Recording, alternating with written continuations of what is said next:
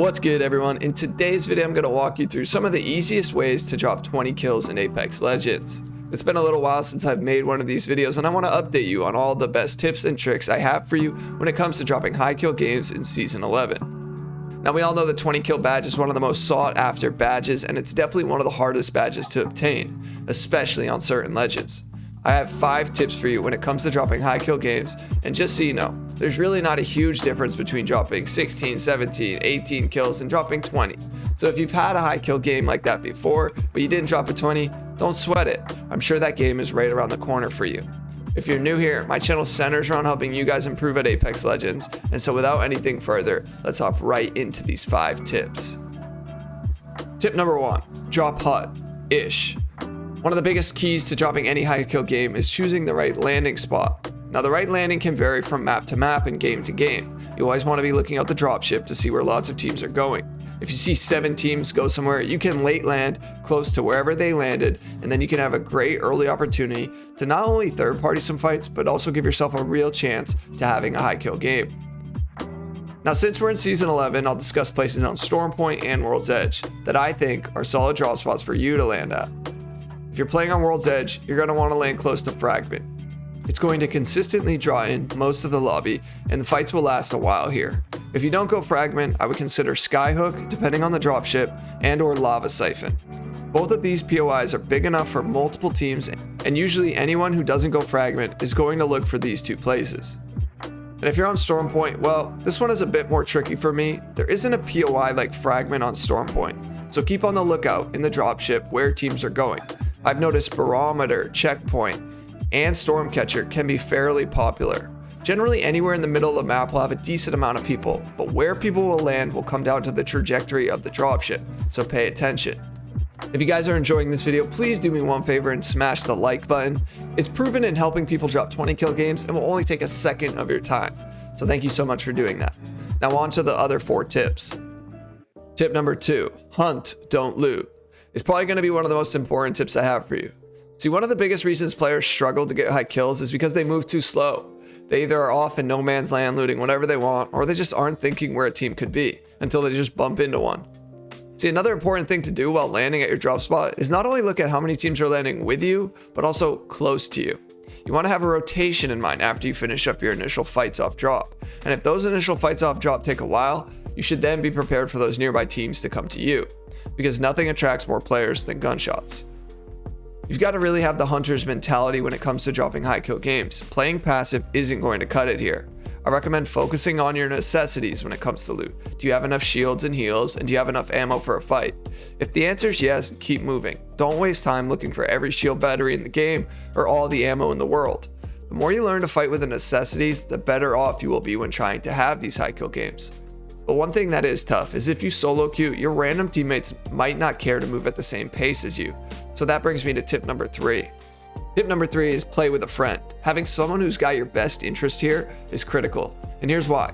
I can't tell you how many 20 bombs or 4Ks have been ruined by random teammates not caring to help, and sometimes helping is just doing nothing and not dying. But for a lot of players, they just don't know how to help or don't care to. One of the best ways to drop 20s is play with a friend in duos or trios. Now, if you have 2 friends, go for trios. I feel like there's more people and the pace of the game is better in trios, but it can get overwhelming fighting 3 stacks at times. So duos is also a solid option. Duos is more controllable, but sometimes it's just going to be hard enough to find people. I'll talk more about this in a second though. Now, the best way a friend can help you with these 20 bombs is once you have a strong start to a game, like 5 to 8 kills, and there's still a good amount of people left in the match, communicate to your friend that you want to try to get this. Any team you run into, it's critical that you get the kills here. So your teammate can shoot first to potentially get enemies weak, but anything more than that, you may miss out on your opportunity here. This is when communication is going to be crucial. Letting each other know who is weak and how much damage was dealt gives you the necessary information to finish off the fights. Your teammate is going to have to be skilled enough to deal some damage, but also not overcommit and go down, leaving you in a 1v2 or a 1v3. I wouldn't recommend trying to find somebody and just try to go for 20 bombs every single game, because that player is probably not going to want to do that with you. But if you do have a good start, that is when you're going to need their help. And vice versa. If you know how to help a teammate get a 20, then they can learn to help you as well. Tip number 4, it's all a numbers game. As I said in the beginning of the video, if you drop a 17 kill game and get the win, well, to be honest, there's not too much of a difference between that and a 20 kill game. Sure, you just needed 3 more kills, but sometimes you won't find enough people, and I think that's what makes dropping 20 kills so difficult, actually finding and eliminating 20 people. Having 1 kill stolen can make or break it. Trust me, I've been there. Always be looking at the squads left alive plus the amount of total players left. Subtract you and your teammates, and that's how many enemies are going to be left. If your game was like mine where you're just one off, you can carry a mobile res beacon or try to isolate a team, get a knock and an elimination, back up, and hope that enemy team goes for the respawn. These opportunities will be unique. It's definitely not something that is possible every single game, but if you get up over 10 kills, consider that for a strategy if you're going to be 1 or 2 kills short. I'm always looking at how many squads there's left alive. This information will also help me when it comes down to how I should be playing, because if the ring is getting smaller but there's still 10 teams left alive, then the chances of me running into 1 or more of those teams is fairly high. But on the flip side, if it's ring 2 and there's only 3 squads left, I could have to travel pretty far just to find the last 2 teams fighting on the edge of the map. So always be keeping in mind how many squads are left alive. Tip number 5, don't sweat it. I would not hyper focus on trying to drop a 20 bomb every single game that you load into.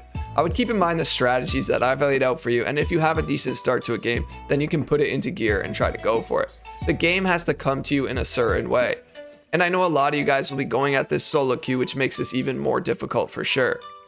Anytime the more I hyper focus on trying to drop 20 kills every game, the less likely I am at doing so. But I also want to stomp out any myths here. 20 bombs and 4Ks, they aren't luck, they are skill.